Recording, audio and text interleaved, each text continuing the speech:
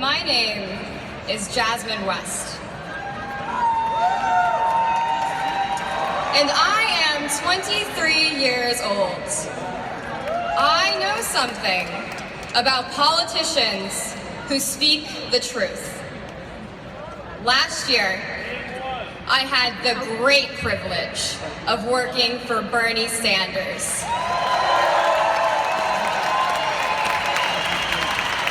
I did so because I believe that this country needs change, and that change must come through bold new leadership. I now see that same gift for transformative leadership in an extraordinary candidate for governor, Bob Massie. At a time when so many feel divided, Bob is internationally famous for building bridges to create economic change. At a time when so many people, particularly young people, feel dispirited, Bob is a beacon of honesty, creativity, imagination, and action. Though some are new to progressive causes, Bob has fought racial injustice, climate change, sexism, and poverty for decades. And as I have seen up close, Bob's own difficult medical challenges have given him a deep respect, a focused spirit, and a fiery resolve that are rare, if not unique, in politics. He listens before he speaks. He thinks before he acts. And when he acts, he does so with moral force and decisive impact. In short, Bob offers the exact kind of progressive vision and leadership to restore Massachusetts' role as a national and global leader. Ladies and gentlemen, may I introduce to you the next governor of the Commonwealth of Massachusetts, Bob Massie.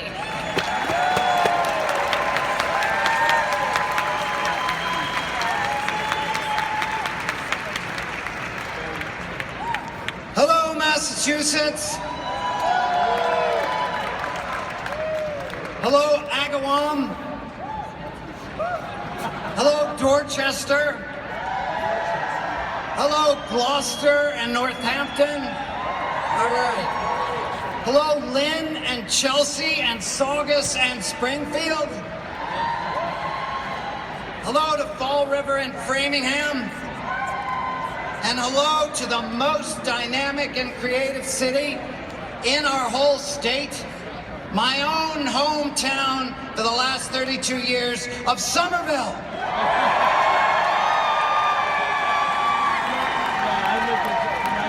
Hello to every single ward and town and city in the great Commonwealth of Massachusetts. Today, as your candidate to be your governor, I am here to challenge you to take all the grief and the rage that we have felt since that terrible day in November, and to use that to resist the grotesque attacks by Donald Trump, and to renew the promise of the United States of America. We have one Constitution that has held us together and guided our public life for 228 years, and hundreds of thousands of men and women have died over the generations to preserve its ideals. Now we have a president who has not read it and who is now seeking to destroy it. In this urgent hour, will we defend it? We have a Congress that is today waging war on the poor, war on the sick, war on women, war on workers, in fact, war on almost all of our fellow citizens. In this urgent hour, will we defend them? Yesterday, we saw another outrage as we learned again that this president is more interested in protecting death-dealing industry than in protecting our life-giving planet. He withdrew us from the Paris Agreement, leaving us a rogue nation in the battle against climate change. And yet, we only have one Earth, one precious jewel that is home to all living beings, and that spins alone among 100 billion galaxies, and we do not have the right to destroy it. In this urgent hour, in this moment of emergency, will we summon everything we have to defend it? I stand before you today as one who knows, just as many as you know, what it is to be knocked down and stripped of hope. But I emerged from the valley of the shadow of death, not broken, not afraid, but transformed by the fire of suffering into a man of burning passion and resolve. For 40 years, I have relentlessly fought the scourges of racism, sexism, homophobia, and inequality.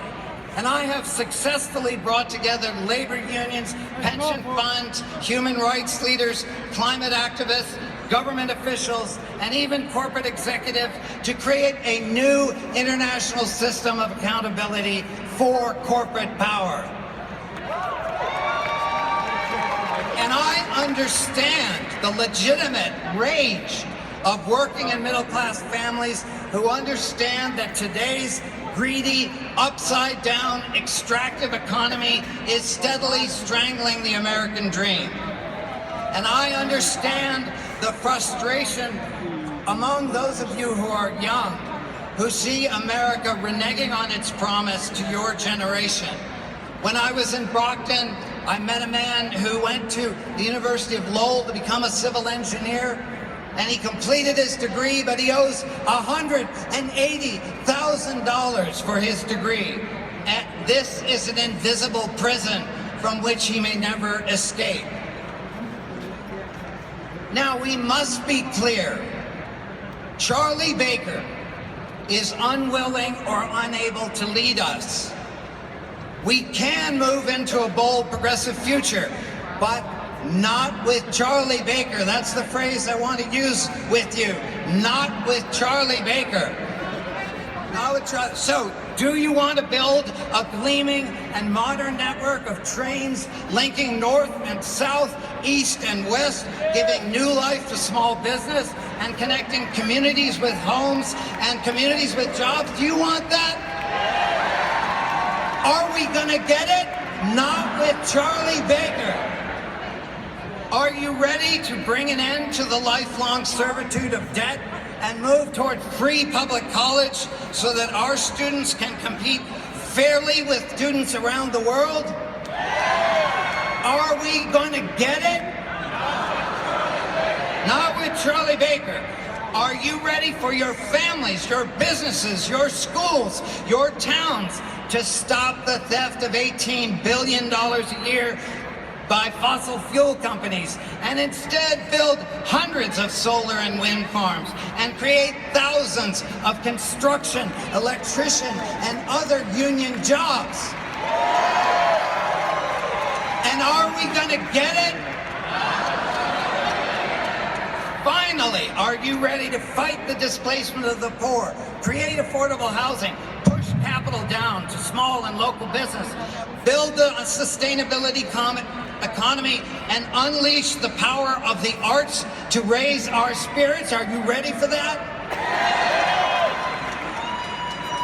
Are you ready to bar campaign contributions from fossil fuel companies, raise the minimum wage to $15, obtain paid family and medical leave, pass the fair share tax, and fight the deadly disease of inequality that is slowly strangling us? Are you ready for that?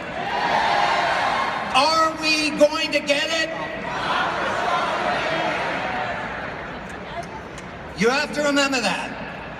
Our future is at stake in this election, and we are constantly being demoralized by people who say there's not enough, you can't win, everything is scarce, and you cannot make change. But we know that everyone around us and everywhere around us there is opportunity. There are more resources, more energy, more ideas than at any time in the history of this state.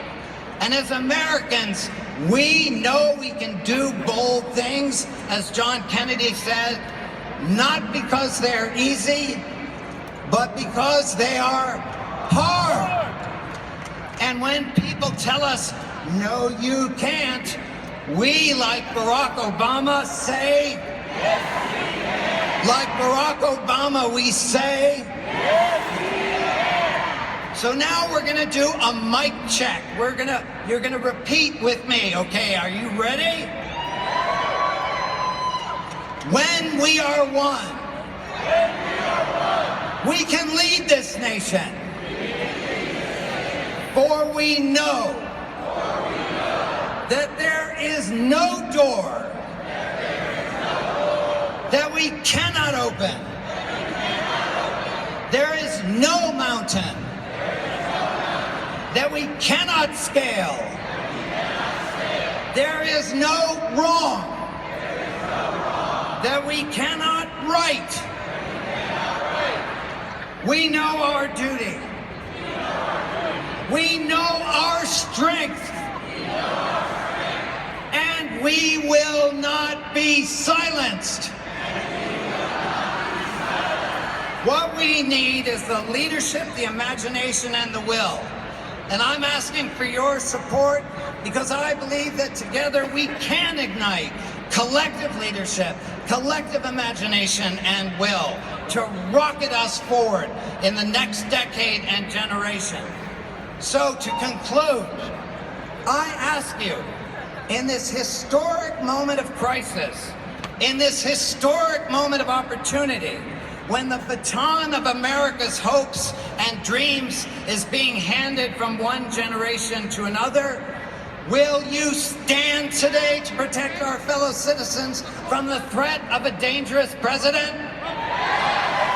Will you stand today to protect our democracy from the threat of a dangerous Congress? Will you stand up today as Americans to preserve, protect, and defend the Constitution of the United States? Come on, stand up. Will you stand up today as Americans for what makes America truly great? Our optimism, our fairness, our generosity, and our commitment to liberty and justice for all. If we fight for things, then in the words of one of America's greatest heroes, the daughter of Massachusetts, Susan B. Anthony, if we do these things, failure is impossible. Thank you.